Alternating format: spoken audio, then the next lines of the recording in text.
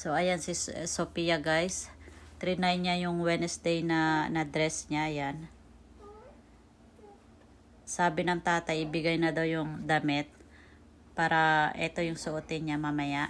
Umaga pa lang dito, guys. So, ayan. Trinay lang niya. Ayan. Medyo mahaba pa. Siguro, kailangan ko pa siya tahiin ulit. So, ayan. Pero okay naman ngayon. So, ayan siya. Sophie, can you give mommy smile? Wednesday. Love you. Happy 4th birthday. Are you happy? Wow, you like your dress? Are you Wednesday today? I'm gonna wear it to me. Alright, you're gonna wear it now. Can you sit down over there, love? No, there in your chair. There you go. Ay, wow. Love you.